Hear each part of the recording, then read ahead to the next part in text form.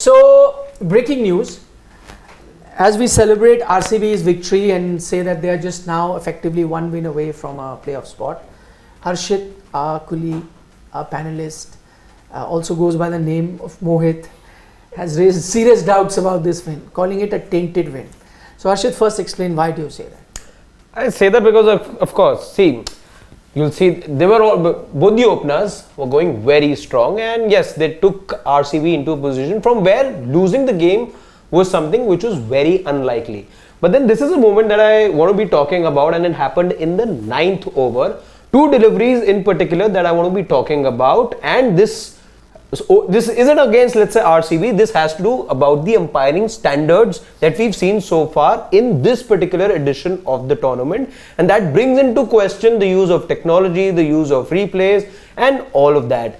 First, I want you guys to have a look at this moment. This is ball number 8.4. So this is the 9th over, the 4th ball being bowled, and this is when Faf du Plessis was caught in the deep by Mayank Dagar, if I'm not Mayank Dagar. A superb catch given out by the on-field umpire.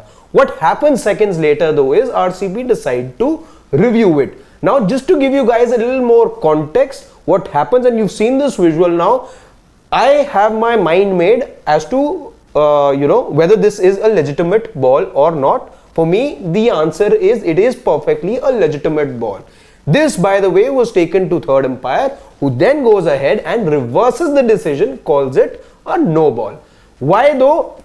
There is, let's give you a little more context over here. Let's show you the other screen grab which we have from ball, which was the second ball of the 9th over. So 8.2. Let's bring you that visual now.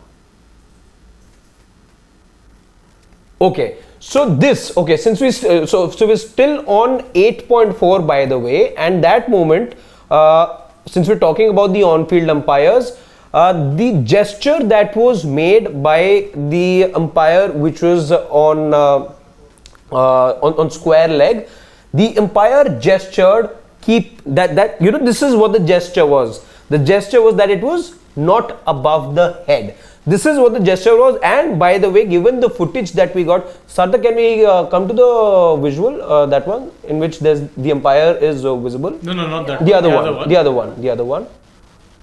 No, not this one either. Yes. If you can just zoom into the umpire. So this is what we saw, the umpire gesture to the umpire that the ball, this is the square leg umpire by the way, gesturing, if that is visible to you guys, this is the umpire gesturing that the ball wasn't above the head. So, okay, so this is 8.4 that we're talking about, okay, and the umpire on the field had not given it a no ball. This is 8.2 rather, not 8.4. 8.2. So this is 8.2, and this is what happens over here is 8%. From 8.4, let's talk about 8.2 now. Virat Kohli was the man on strike. He advances a bit and then he pulls the ball. Yes, it is high, no questions about that, but then this is the gesture from the umpire. So no bouncer being gestured from the main umpire over there. And we went through the footage, and I am only going by footage which was given, which was shared by the TV broadcaster. I'm not too sure if that actual gesture was indeed made. So, and we're going through a couple of commentary as well, that we've tracked on other sources.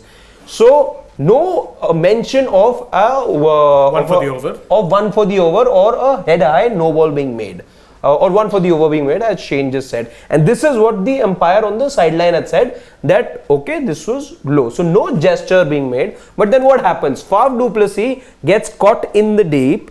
RCB well within their rights to question that. The decision is then left to the third umpire, who then judges this as a no ball, and then the decision is overturned.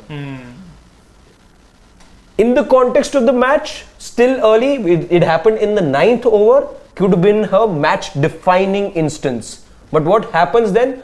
Faf and Kohli build on well within their rights, nothing against RCB. But what this does tell you about the way the game's played is, and I'll draw a parallel, let's say, with football over here. What happens in football also is, and the big teams out there, let's say a Real Madrid, a Manchester United, a Barcelona, teams often get criticized. I'll add Chelsea also over there because Shane had a frown on his face. I didn't name Chelsea. Anyhow, What happens on many occasions in football also is teams and big teams get criticized for decisions going their way.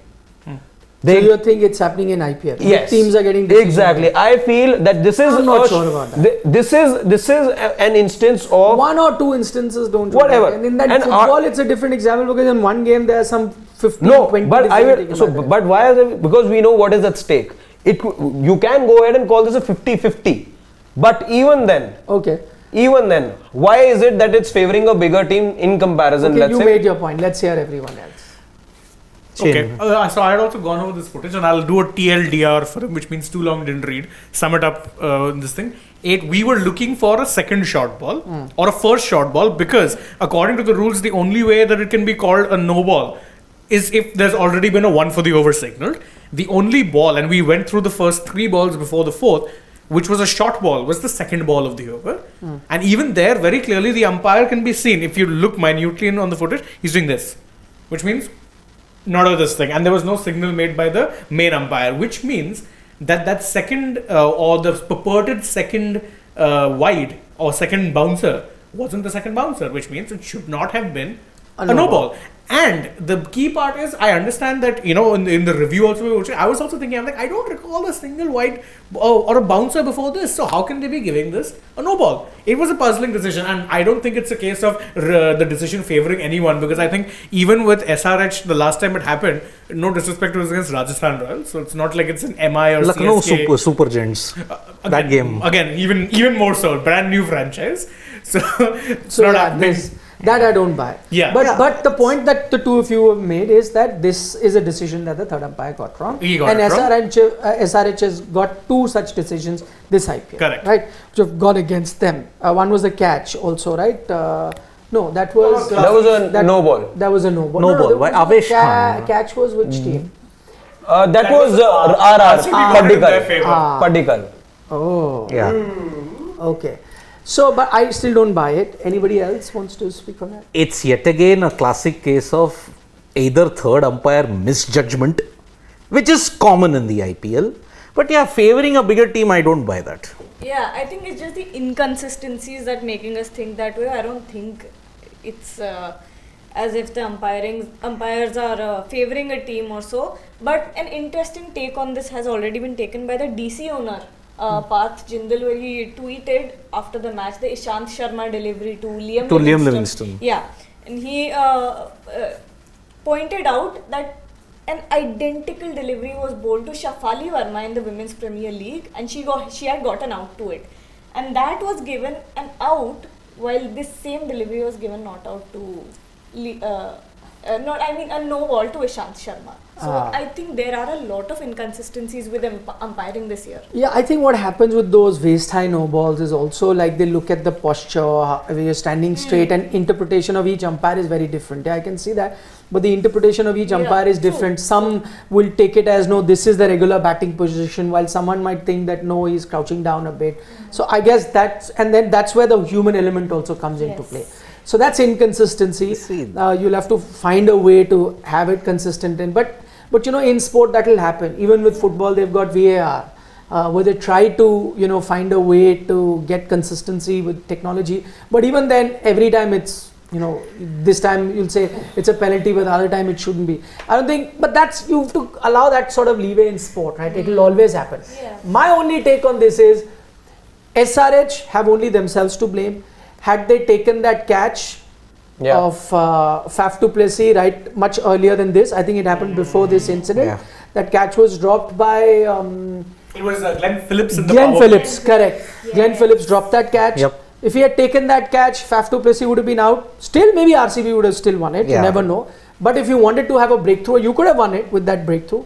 They should have done that. Now, no point crying over See, spilled milk. technology is been held hostage by human judgment. At the end of the day, when you're seeing technology is 100%, can't happen. Why do you think the umpire's call has come in? Umpire's call cannot be abolished because you need a small percentage of human judgment in this. Hitting, not hitting, it depends upon an equation in the technology. Same here, no ball, what is the judgment based on? It depends on your stance, right? For me, that stance might be a no ball, but for you, it might not But be a no even ball. then, what we saw, that could at best have been first for the over. How can that be given a no ball? But again- that's an error that they've made. That's So a- exactly. So it ended up changing the course of the match. So you can't say As I because said, you could have no, got but that catch. just because Fakhar Zaman was dropped the first time, and let's say the second time India dropped the catch, that doesn't mean okay, you should have got the first catch, and But it's I'm not. It doesn't saying work that way. No, what we're saying is that it's not the first time it's happened, right? These things will keep No, but happening. this is blatant in the sense that okay, you have the video evidence as well. We went through footage and we saw no gesture being made or the first bouncer for the over wasn't signaled. This should have been that first one, and then Faf du Plessis is out. It is an error. But nothing going to happen, right? It won't change the result. The problem is, see, looking at the footage tells you that Faf got it near eye level, right? It wasn't way over the head. Exactly. Now that is a different debate altogether in the interpretation. And that's where subjectivity comes into place. That let's be fair, because when I was looking at it first, I'm like, yeah, that did seem a bit high. But then on the replay, watching the point of impact, I'm like, no, that's I'll pretty tell you much what. high level. Look at the ball on which Virat Kohli got dismissed ultimately. That's why he reviewed it. Then He reviewed it, but the umpire said, okay, it's Then? fine. that's what. So you have inconsistency in the same match, with a gap of about 10 overs. The problem here is that the umpiring standards are poor. Simple. It is. That's Simple what it as. is. That's simple as that. You have allowed, the problem here is yet again that judgment. Where do you call the line on the judgment? Yeah. It cannot be quantified, it cannot be written down, because judgment is a very subjective thing. It varies from person to person, vision to vision, interpretation to interpretation. Yeah. So you are going to get these errors.